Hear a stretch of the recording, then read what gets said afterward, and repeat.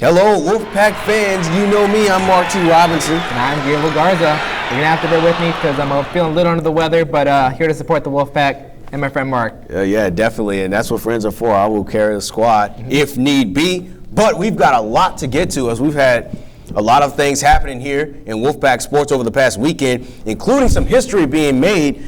The Wolfpack, the competitive cheer and dance team competed in the SSAC Championships this past weekend. Not only did the dance team compete, they won the championship against Breenau University, scoring 87 points to Breenau's 71. And they took home the championship for the first time in program history, and it's just the first season for them. So, Gabe, some big news for the dance team over the past weekend. It's an incredible achievement. In their first season to be able to do this, it's unprecedented. And we want to give them a special shout out, and we'll do that coming next few days. Yeah, we'll actually sit down and talk to dance team captain Nikki Stone over the next couple of days. We'll have that video out for you guys to check out, kind of talk about what happened and why they were so successful in this first year and how they were able to come away with the championship.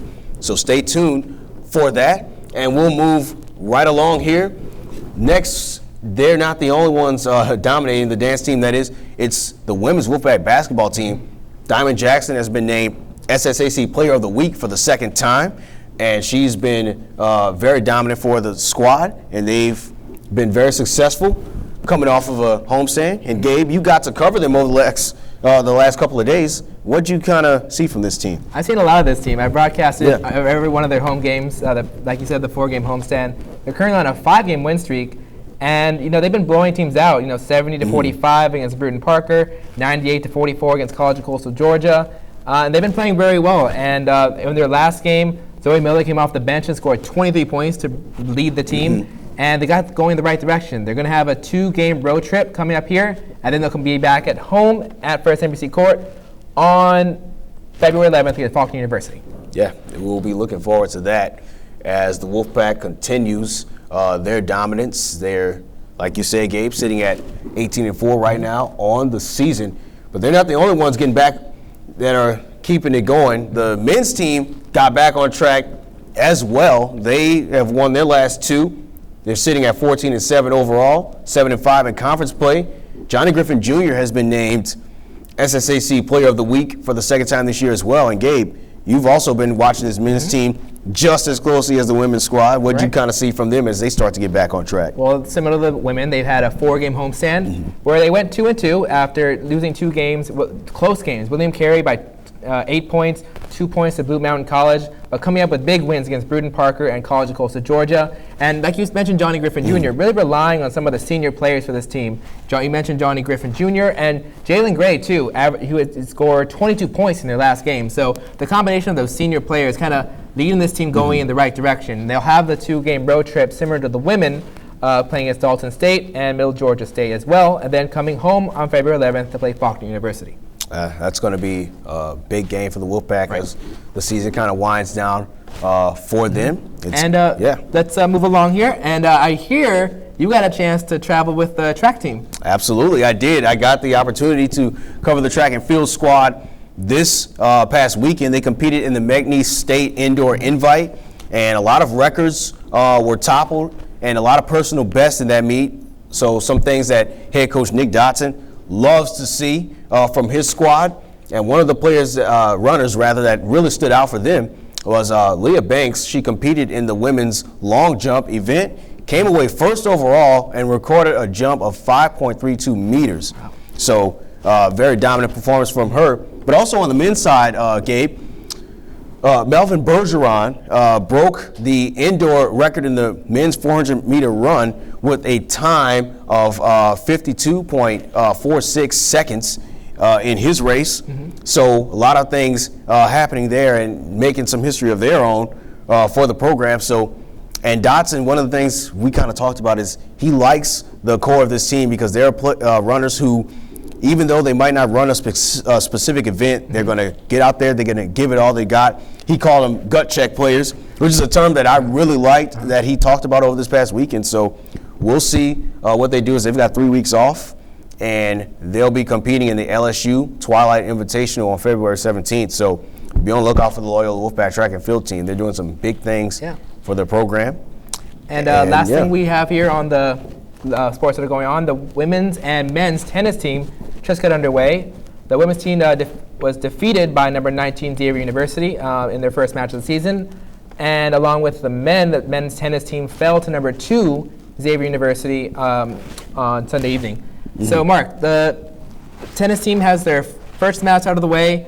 What can we look forward to this season so far after this first game gets underway? Yeah, they had a couple tough losses from both squads, but it's against a ranked opponent, so it's really tough to come out first match of the year, first NAIA match of the year, to play against Xavier University, a ranked team who's consistently been very good over the last couple of years. So it's kind of tough for them, but luckily they'll go back on the road. Right. They'll go to Mobile and be ready to match up against Southeastern University, not a ranked opponent. So head coach Kyle Russell's got to be happy about them having the opportunity to get back on track. And also the one thing that we didn't mention is that they had an exhibition match on Friday, and the men's team dominated 8-1, and the women's team dominated 6-3 as well. So they're looking good so far, and looking to kind of get the momentum rolling for them to start the season. So it's going to be fun. And we also, before we close out, we've got Players of the Week, and somebody is going to shake it up on us. Gabe, you're going to have your Player of the Week, but so what I'm going to do is I'm not going to necessarily go with a Loyola athlete per se. I'm going to go with a head coach. Oh, okay. I'm going to choose Coach Kelly Kennedy for my, quote, Player of the Week. Yeah. I want to spotlight the fact that the way she's managing this team, has it going like five-game win streak, and really, dictating what this team can do. They're playing well. She took Paige Frankowitz and put her in the starting rotation, and her three-point shooting's been outstanding, shooting about 40% from the three-point range, averaging 10 points per game, and bringing Zoe Miller off the bench, who's a player who's averaging 13 points per game, one of their best players, bringing them off the bench, and really has this team flowing right now, players buying their own roles and just making the team better as a whole. And I want to spotlight the fact, because sometimes we don't give enough praise to the coaches. Right. And I want to give Coach Kennedy her Player of the Week. Absolutely, and she could be closing on some more history as a team. We talked about it, 18-4. Very quietly better, a little bit further along than they were last year, so good job. And Coach Kelly Kennedy. Who's going to be your Player of the Week? And my Player of the Week, or Athlete of the Week, since I got a chance to cover the track team, is going to be Leah Banks. Okay. Not a lot of people know this, but she is actually participating as a pentathlete this year. Wow. And for those of you who are unfamiliar with the term, that is an athlete who's participating in 5 different events. That's running, jumping, field events, all sorts of things. And she's dominated, or at least scored points in each of those events. She's fifth right now in the NAIA nationally as far as the points that she's scored here over the few meets that they've had early on in the season. And she also, what was interesting to me is that she ran the 800 meters. She had not particularly practiced or trained extensively for that meet, but she scored points in it. And Coach Johnson was very happy about it. He said, hey, look, she's ready. She's a versatile athlete. So those are some things that we're going to be looking forward to seeing for the next few years out of the Wolfpack track and field team. So be on the lookout for that. Big things coming out of the track and field team. Yeah, absolutely. Yeah.